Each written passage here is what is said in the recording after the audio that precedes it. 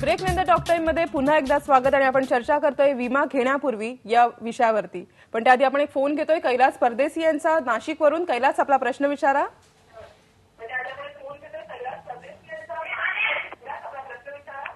Hello. हाँ Kailas. Hello Kailas, टीव्हीचा आवाज बंद करा आणि प्रश्न विचारा। मॅडम, टीव्हीचा आवाज तर बंद आहे माझा। हाँ, प्रश्न विचारा।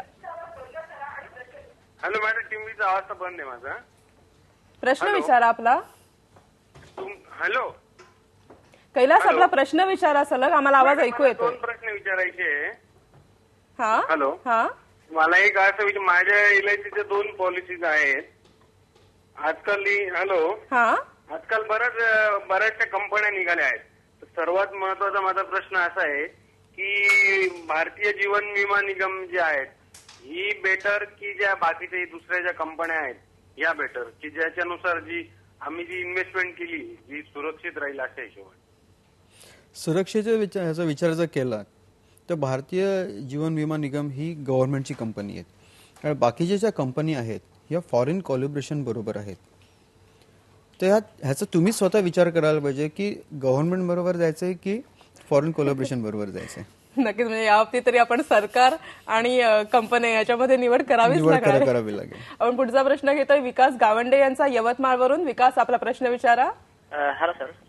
हा विकास, मला सरला विचारायचा प्रश्न, तर आता इन्शुरन्सच्या एवढ्या कंपन्या आहेत त्याच्यात सर्वात उत्कृष्ट कंपनी चांगली कोण आहे टोप जाईल?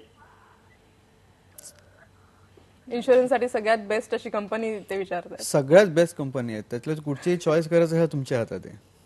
थोडक्यात मला वाटतं प्रत्येकाचं स्वतःचं वेगळेपण आहे, स्वतःचं मत आहे। स्वतःला मला कुठची कंपनी आवडते, कधी मला आयसीआयसीआय आवडेल, कधी कधी मला एलआयसी आवडेल, काही बाबतीत मला मॅक्स न्यूयॉर्क लाईफ आवडेल।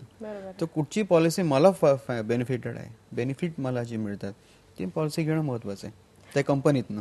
मला वाटतं मगाशी आपण जे बोलत होतो की एक फसवणूक झाल्यानंतर दाद कशी मागायची, तर त्याबद्दल मला जाणून घ्यायला आवडेल की कशी दाद मागावी अशा वेळेला जर फसवणूक झाली तर। कुठची फसवणूक जी होते ही माझ्या स्वतःमुळे होते, मला कोणी फसवत नसतं। की ज्यावेळेस मी पॉलिसी घेतो त्यावेळेस त्या पॉलिसीमध्ये मी काय लिहितो, मी काय घेतो, प्रपोजल फॉर्म जेव्हा मी सही करतो त्या प्रपोजल फॉर्मवरती काय लिहिलेलं आहे हे वाचणं महत्त्वाचं आहे। आत्ताच माझ्याकडे एक केस आली, जसं तुम्हाला सांगेन की एका पॉलिसी होल्डरने आयसीआयसीआय प्रुडेन्शियलमध्ये 5 लाख रुपये गुंतवले। ते 5 लाख रुपये गुंतवल्यावरती हा त्यांना सिंगल प्रीमियम म्हणून त्यांनी गुंतवला होता।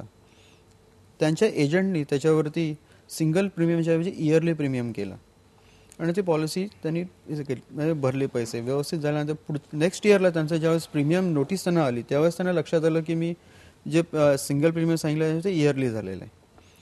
त्या जे मॅडम आहेत त्या एका बँकेतनं रिटायर झालेले आहेत आणि त्यांची जी अमाऊंट जी त्यांच्याकडनं आली ती त्यांनी इथे गुंतवली होती। आता त्यांच्याकडे प्रॉब्लेम असा आहे की 5 लाख रुपये दरवर्षी भरायचे कसे, आणि इयरली प्रीमियम असल्यामुळे जर त्यांनी पुढचे पैसे भरले नाहीत तर ह्यांचे 5 लाख रुपये गेले। आणि ह्याच्यामध्ये प्रॉब्लेम असा आहे की त्यांनी स्वतः सही केलेली आहे, त्यामुळे त्यांना कोणीही मदत करू शकत नाही। पण मग दाद कशी मागायची याच्यात, म्हणजे पुढे काय? पहिली गोष्ट म्हणजे त्यांनी ज्यावेळेस पॉलिसी हातामध्ये आली त्यावेळेस ती वाचणं महत्वाचं होतं। त्याच्यामध्ये काय लिहिलंय ते वाचणं महत्वाचं होतं। जर पटलं नसतं तर ते पॉलिसी मिळाल्यापासून 15 दिवसाच्या आतमध्ये कुलिंग पिरियड हा जो प्रकार असतो त्याच्यामध्ये ती पॉलिसी रिटर्न करून ते पैसे परत घेऊ शकले असते। ओके, म्हणजे थोडक्यात प्रसाद, मला असं वाटतं की विमा उतरवताना, कुठचाही विमा उतरवताना पहिल्यांदा त्या विम्याचा विचार करा, त्याच्यात काय पॉलिसी आहे, त्याच्यात काय काय कंटेंट आहे, त्या सगळ्याचा विचार करा। प्रसाद, थँक्यू सो मच, इतकी छान माहिती आम्हाला दिली त्याबद्दल, आणि नक्कीच याचा खूप फायदा होईल लोकांना। टॉक टाइम मध्ये आज आपण चर्चा केली ती विमा घेण्यापूर्वी या विषयाबद्दल, आणि उद्या आपण भेटणार आहोत हेडेक आणि मायग्रेन तज्ञ डॉक्टर के रविशंकर यांना, आणि चर्चा करणार आहोत दुखणं अर्धशिशीचं या विषयावरती। तुम्हाला जर काही प्रश्न असतील तर आम्हाला नक्की फोन करा। उद्या 1:30 ते 2 या वेळेत आमचा नंबर आहे 0226689904। टॉक टाइम मध्ये आज इतकंच। अचूक बातमी, ठाम मत, पहा फक्त IBN लोकमत।